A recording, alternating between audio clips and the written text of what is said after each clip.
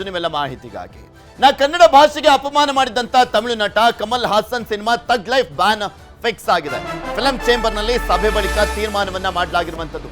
ಕನ್ನಡ ಭಾಷೆಗೆ ಅಪಮಾನ ಮಾಡಿದ್ದ ತಮಿಳು ನಟ ಕಮಲ್ ಹಾಸನ್ ಕ್ಷಮೆ ಕೇಳಲೇಬೇಕು ಅಂತ ಆಗ್ರಹಿಸಲಾಗ್ತಾ ಇತ್ತು. ಆದ್ರೆ ಆತ ನಾನು ಕ್ಷಮೆ ಕೇಳೋದಿಲ್ಲ, ಅಂತ ತಪ್ಪೇನು ಮಾಡಿಲ್ಲ, ನಾನು ಹೇಳಿರುವಂಥದ್ದು ಸರಿಯಾಗಿದೆ ಅಂತ ಇನ್ನೂ ಸಮರ್ಥನೆ ಮಾಡ್ಕೊಳ್ತಾ ಇರುವಂತ ಹಿನ್ನೆಲೆಯಲ್ಲಿ ಇಲ್ಲಿ ಪಾಠ ಕಲಿಸ್ಬೇಕಲ್ಲ.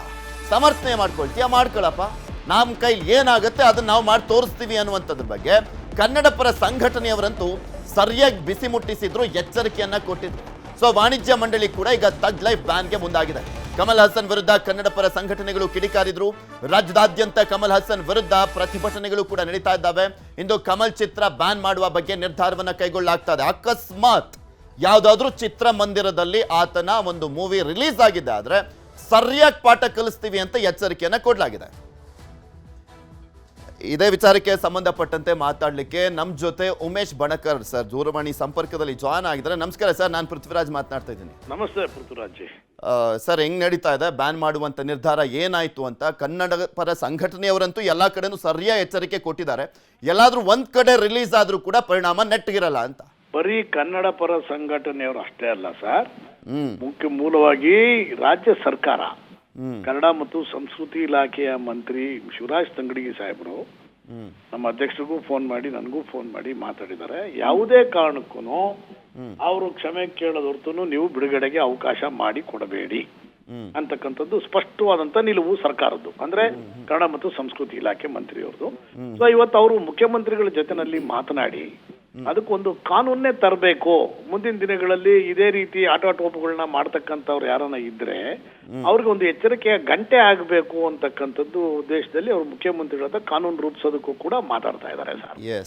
ಇನ್ನ ಉಳಿದ ಹಾಗೆ ಬಹಳಷ್ಟು ಜನ ಪ್ರದರ್ಶಕರು, ನಮ್ಮ ಪ್ರದರ್ಶಕರ ಸಂಘದ ಅಧ್ಯಕ್ಷರು KV ಚಂದ್ರಶೇಖರ್ ಅವರ ಆದಿಯಾಗಿ ಬಹಳಷ್ಟು ಜನ ಅವ್ರು ಕ್ಷಮೆ ಕೇಳಿದ್ರು ಕೂಡ ನಾವು ಸಿನಿಮಾದ ನಮ್ಮ ಥಿಯೇಟರ್ಗಳಲ್ಲಿ ಹಾಕಲ್ಲ ಅಂತಕ್ಕಂಥದ್ದು ಸ್ವಯಂ ಘೋಷಿತರಾಗಿ ಅವರು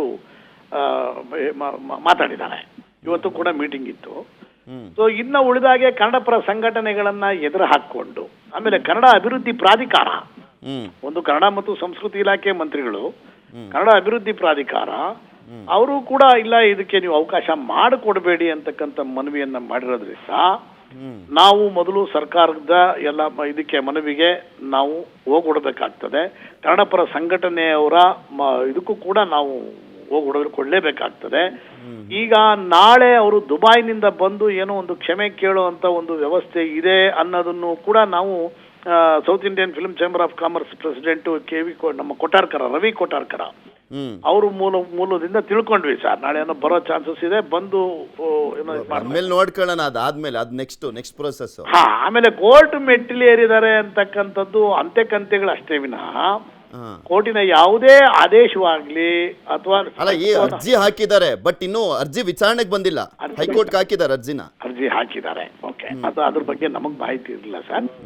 ರಾಜಕಮಲ್ ಚಿತ್ರ ನಿರ್ಮಾಣ ಸಂಸ್ಥೆ ಮುಖಾಂತರ ಹಾಕಿದ್ದಾರೆ. ಕಾನೂನಾತ್ಮಕವಾದಂತ ಹೋರಾಟಗಳಿಗೆ ಕೈ ಹಾಕಿದ್ದೆ ನಿಜಾದಲ್ಲಿ ಓಕೆ, ಭಾವನಾತ್ಮಕವಾದಂತ ವಿಚಾರಗಳು ಗೌಣವಾಗಲ್ವಲ್ಲ ಸರ್.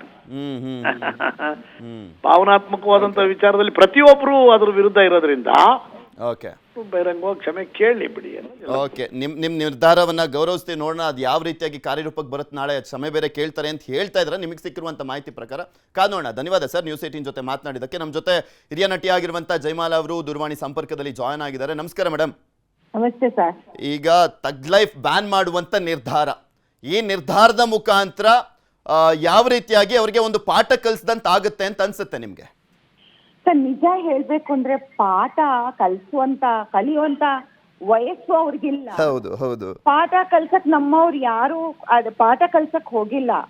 ಕನಿಷ್ಠ ಅವರಿಗೆ ಇಷ್ಟು ವರ್ಷ ತನಕ ಸಿನಿಮಾದಲ್ಲಿ ಪಾತ್ರ ಮಾಡಿದ್ದಾರೆ, ಕನ್ನಡದ ನೀರು ಕುಡಿದಿದ್ದಾರೆ, ಕನ್ನಡಿಗರ ಮನಸ್ಸು ಬಗ್ಗೆ ಗೊತ್ತಿದೆ, ಹೋರಾಟಗಾರರ ಬಗ್ಗೆನೂ ಗೊತ್ತಿದೆ, ಉದ್ಯಮ ಬೆಳೆಸೋರ್ ಬಗ್ಗೆನೂ ಗೊತ್ತಿದೆ, ಅವ್ರಿಗೆಲ್ಲ ಗೊತ್ತಿದೆ. ಬಟ್ ಅವರು ಅಫ್ಕೋರ್ಸ್ ಅವರ ಉಳಿವಿಗಾಗಿ ಅವರು ಇವತ್ತು ಕೋರ್ಟ್ ಕಟ್ಟೆಗೆ ಹೋಗಿದ್ದಾರೆ. ಅದೇ ಕೆಲ್ಸನ ಒಂದು ಕ್ಷಣ ನನ್ನಿಂದ ಏನೋ ಒಂದು ಬಾಯಿ ತಪ್ಪಿ ಬಂತು ಸಾರಿ ಅಂತ ಕೇಳಿದ್ದಿದ್ರೆ ಈ ಸರ್ಕಸ್ ಬೇಡವಾಗಿತ್ತೇನೋ, ದೊಡ್ಡವ್ರು ಯಾವತ್ತು ದೊಡ್ಡತನನ ಮೆರಿಬೇಕು ಅಂತ ನನಗನ್ಸುತ್ತೆ. ಏನ್ ಮಾಡೋದು ಹೇಳಿ, ಇದು ದುರಂತ. ಅನ್ಸ್ಕೊಳ್ಳದೆ ಒಂದು ತಪ್ಪನ್ನ ಅದು ಅರಿವಾದ ನಂತರ ತಪ್ಪಾಗಿದೆ ಅಂತ ಅಂತ ಹೇಳಿದ್ಮೇಲೆ ಒಂದು ಸಣ್ಣ ಮಾತು ಸರ್ ಅದು. ಯಾಕೆಂದ್ರೆ ಪ್ರತಿ ಮನುಷ್ಯನು ತಪ್ಪಾಯ್ತು, ಸಾರಿ, ನನ್ಗೆ ತಿಳಿದೆ ಆಯ್ತು, ಏನೋ ಆಯ್ತು ಅಂತ ಹೇಳ್ಬಿಟ್ಟಿದ್ರೆ ಅವ್ರು ಸಣ್ಣವ್ರಾಗ್ತಿರ್ಲಿಲ್ಲ, ನಾವು ದೊಡ್ಡವ್ರಾಗ್ತಿರ್ಲಿಲ್ಲ ಅಷ್ಟೇ. ಇದ್ರಲ್ಲಿ ಏನ್ ಒಳ್ಳೆತನ, ನಾವು ಎಲ್ಲರೂ ಏನಂತಂದ್ರೆ ಮಹಾನ್ ಕಲಾವಿದನನ್ನ ಎಲ್ಲರೂ ಕೂಡ ಅತ್ಯಂತ ಗೌರವದಿಂದ ಕಾಣ್ತಿದ್ರು. ಅವ್ರು ಯಾಕೆ ಅದನ್ನ ಇಷ್ಟು ಅವರ ಕಲೆ ವಿಚಾರದಲ್ಲಿ, ಅವರ ನಟನೆ ವಿಚಾರದಲ್ಲಿ ಎಲ್ಲರೂ ಅಭಿಮಾನಿಗಳೇ, ನೋ ಡೌಟ್. ಅವರಿಷ್ಟು ವರ್ಷ ಮಾಡ್ಕೊಂಡ್ ಬಂದಿರುವಂತ ಅವರ ಚಿತ್ರರಂಗದ ಪಯಣದಲ್ಲೂ ಕೂಡ ಅಷ್ಟೇ ಎಲ್ಲರೂ ಸಲ್ಯೂಟ್ ಹೊಡಿಬೇಕು. ಆ ರೀತಿಯಾಗಿನೇ ನಡ್ಕೊಂಡ್ ಬಂದಿರುವಂತದ್ದು. ಆದ್ರೆ ಈ ರೀತಿಯಾದಂತ ಒಂದು ಉದ್ದಟತನ, ಮೊಂಡುವಾದಕ್ಕಲ್ಲ ಸರ್. ಕನ್ನಡ ಭಾಷೆ ಅಂತ ಬಂದಾಗ್ಲೂ ಕೂಡ ಅವ್ರಷ್ಟೇ ಗೌರವನೂ ಕೊಡ್ಬೇಕಾಗತ್ತೆ ಸರ್. ಯಾಕೆಂದ್ರೆ ನಮ್ಗೆ ಊಟ ಬೇಕಾದ್ರೆ ನೀವು ಕೊಡ್ಲಿಲ್ಲ ಅಂದ್ರೆ ಪರವಾಗಿಲ್ಲ, ಭಾಷೆಗೆ ಧಕ್ಕೆ ಬಂದಾಗ ಒಂದ್ ಸ್ವಲ್ಪ ನೋವಾಗತ್ತೆ. ಇಲ್ಲಿ ಅವರು ತಮಿಳಿಂದ ಹುಟ್ಟು ಅನ್ನುವಂಥದ್ರ ಬಗ್ಗೆ ಬದಲು ನಾವು ಸಹೋದರ ಭಾಷೆ ಅಂತ ಹೇಳೋದ್ರ ಬದಲು ಒಂದ್ ಸ್ವಲ್ಪ ಮಿಸ್ ಆಗ್ಬಿಟ್ಟಿದೆ ಅಂತ ಹೇಳ್ಬಿಟ್ಟಿದ್ರು ಜೈಕಾರ ಆಗ್ತಾ ಇದ್ರು ಜನ. ಇಲ್ಲಿ ಅಷ್ಟು ಬೇಗ ಒಪ್ಕೊಳ್ತೀವಿ ಕ್ಷಮೆಯನ್ನ ಸರ್. ಅವರಾಗ್ಲಿ ನಾವಾಗ್ಲಿ ನಾವ್ ಯಾರು ಭಾಷಾ ತಜ್ಞರಲ್ಲ ಸರ್. ಈಗ ಒಂದ್ ಎಮೋಷನಲ್ ಅಲ್ಲಿ ಒಂದ್ ಬಾಯಲ್ಲಿ ಒಂದ್ ಮಾತು ಬಂತು, ನಾವ್ ಬಂದ್ರೆ ಅದನ್ನ ಯಾರಾದ್ರೂ ಕರೆಕ್ಟ್ ಮಾಡಿದ್ರೆ ಅದು ಸರಿ ಅಂತ ಅನ್ಸಿದ್ರೆ ನಾವ್ ಅದನ್ನ ತಿಳ್ಕೊಳ್ಳೋದ್ರಲ್ಲಿ ಏನ್ ತಪ್ಪಿದೆ? ಹೌದು, ಮುಗ್ದೋಯ್ತು ಅಲ್ಲಿಗೆ. ಹೌದಪ್ಪ, ಇಲ್ಲಿ ಭಾಷಾ ತಜ್ಞರಲ್ಲ ನಾವು, ಯಾರು ಇವಾಗ ಹೇಳ್ತಿದಾರಲ್ಲ, ಸಾರಿ, ನಿಮ್ ಮನ್ಸಿಗೆ ನಾನು ಏನಾದ್ರು ನೋವು ಮಾಡಿದ್ರೆ ಕ್ಷಮಿಸಿ, ಇಲ್ಲ ಅಂದ್ರೆ ವಿಷಾದಿಸ್ತೀನಿ ಅಂತಾದ್ರು ಯಾವ್ದೋ ಒಂದ್ ಒಳ್ಳೆ ಪದವನ್ನ ಹೇಳಿದಿದ್ರೆ ಚೆನ್ನಾಗಿರ್ತಿತ್ತೇನೋ ಅಷ್ಟೇ. ಅಲ್ಲ, ಈಗ ಅವ್ರು ಹೇಳಿದ್ದೇ ಸರಿ ಅನ್ನಂಗಿದ್ರೆ ಯಾವ್ದಾದ್ರು ಒಂದು ಡಾಕ್ಯುಮೆಂಟ್ಸ್ ಆದ್ರೂ ಕೊಡ್ಬೇಕಲ್ಲ. ಅದನ್ನ ಸಾಕ್ಷೀಕರಿಸಿ, ನೋಡಪ್ಪ ನಾನು ಈ ಕಾರಣಕ್ಕೋಸ್ಕರ ಹೇಳ್ತಾ ಇರೋದು, ಹಿಂಗೆಲ್ಲ ಈ ಹಿಂದೆ ಎಲ್ಲ ಇನ್ವೆಸ್ಟಿಗೇಟ್ ಮಾಡಿಬಿಟ್ಟಿದ್ದಾರೆ, ಅದರಲ್ಲೇ ಗೊತ್ತಾಗ್ತದೆ, ಅದನ್ನ ಓದ್ಬಿಟ್ಟು ಹೇಳ್ದೆ ಅಂತನಾದ್ರೂ ಹೇಳಬೇಕಲ್ಲ. ಸುಮ್ಮನೆ ನನ್ನ ಮಾತಿನ ಮೇಲೆ ನಿಂತು ಬಿಟ್ಟಿದ್ದೀನಿ, ನನ್ನ ಮಾತಿನ ಮೇಲೆ ನಿಂತು ಬಿಟ್ಟಿದೆ ಅಂದ್ಬಿಟ್ರೆ ಸರ್, ಮಾತಿನ ಮೇಲೆ ಯಾರು ನಿಲ್ಲಕ್ಕಾಗಲ್ಲ ಸರ್. ಪ್ರತಿ ಒಬ್ಬರಿಗೂ ಸಾಕ್ಷಿ ಬೇಕಾಗುತ್ತೆ ಸರ್. ಎಲ್ಲಾ ರಾಜ್ಯಗಳಲ್ಲೂ ಕೂಡ ವಿದ್ಯಾವಂತರಿದ್ದಾರೆ, ಸುಸಂಸ್ಕೃತರಿದ್ದಾರೆ, ಆಯ್ತಾ, ತಜ್ಞರಿದ್ದಾರೆ. ಅವರು ಕೂಡ ಅದನ್ನ ವಿಚಾರ ವಿಮರ್ಶೆ ಮಾಡಿ ಅದನ್ನ ಹೇಳಿ ಅವ್ರು ಒಪ್ಪಿಸ್ಬೇಕಾಗತ್ತಲ್ವಾ ಸರ್. ಮೇಡಮ್, ಇನ್ನೊಂದು ಈ ಸ್ಪೆಷಲಿ ಈ ವಿಚಾರದಲ್ಲಿ ಅವರು ಚಿತ್ರರಂಗದವರೇ ಆಗಿರುವಂತ ಕಾರಣಕ್ಕೋಸ್ಕರ ನಮ್ಮಲ್ಲೂ ಆ ಚಿತ್ರರಂಗದಿಂದಲೇ ಇನ್ನಷ್ಟು ಧ್ವನಿಗಳು ಬರಬೇಕಾಗಿತ್ತು, ಇನ್ನಷ್ಟು ಕಿಡಿ ಬರಬೇಕಾಗಿತ್ತು, ಇನ್ನಷ್ಟು ಈ ಒಂದು ವಿಚಾರಕ್ಕೆ ಸಂಬಂಧಪಟ್ಟಂತೆ ಆಕ್ರೋಶ ಇರಬೇಕಾಗಿತ್ತು ಅನ್ನುವಂಥದ್ದನ್ನು ನಿರೀಕ್ಷೆ ಮಾಡ್ತಾ ಇದ್ರು ಸಾರ್ವಜನಿಕ ವಲಯದಲ್ಲಿ. ಆದ್ರೆ ನಿಮ್ಮಂಥವ್ರು ಇನ್ನ ಕೆಲವರು ಮಾತ್ರ ಮಾತನಾಡೋದನ್ನ ಬಿಟ್ರೆ ಇನ್ನೆಲ್ಲರೂ ಕೂಡ ಸೈಲೆಂಟ್ ಆಗಿದಾರಲ್ಲ. ಏನ್ ಅನ್ಕೊಬೇಕು ಇದನ್ನ? ಯಾಕೆ ಸುಮ್ಮನೆ ಎದುರಾಕೊಳ್ಳೋದು ಅಂತನ, ಅಥವಾ ತಮಿಳಿಂದ ಯಾಕೆ ನಮ್ಗೆ ಅವಕಾಶ ಮಿಸ್ ಆಗ್ಬಿಡುತ್ತೆ ಅನ್ನುವಂಥ ಭಯ ಏನಾದ್ರು ಇದೆಯಾ ಕೆಲವರಿಗೆ? ಸರ್, ನಾನು ಒಂದೇ ಒಂದು ಪ್ರಶ್ನೆ, ಈ ಪ್ರಶ್ನೆಗೆ ನಾನೊಂದು ನಿಮ್ಗೆ ಇದೊಂದು ಪ್ರಶ್ನೆಗೆ ಒಂದು ಉತ್ತರ ಕೊಡ್ತೀನಿ ಸರ್. ನನಗೆ ನೀವು ಕೂಡ ಒಪ್ಪಿಗೆ ನೀವು ಹೇಳ್ಬೇಕು ನಂಗೆ. ಸರ್, ಈಗ ನಾವು ಈ ವಾಣಿಜ್ಯ ಮಂಡಳಿಯಲ್ಲಿ ಕೆಲಸ ಮಾಡಿದವರು, ಅಲ್ಲಿ ನಾವು ಹೋಗ್ತೀವಿ, ಇಂಥ ಸಮಸ್ಯೆಗಳು ಬಂದಾಗ ನಾವು ಕೂತ್ಕೊಂಡು ಮಾತಾಡ್ತೀವಿ, ಎಲ್ಲ ಮಾಡ್ತೀವಿ.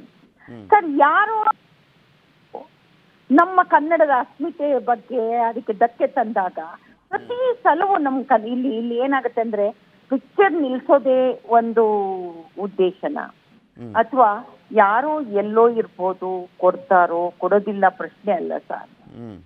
ಮೊದಲು ಮಾತಾಡೋಕ್ಕಿಂತ ಮುಂಚೆ ಅವರು ವಿಚಾರ ತಿಳ್ಕೊಂಡು ಮಾತಾಡ್ಬೇಕಾಗತ್ತೆ ಸರ್.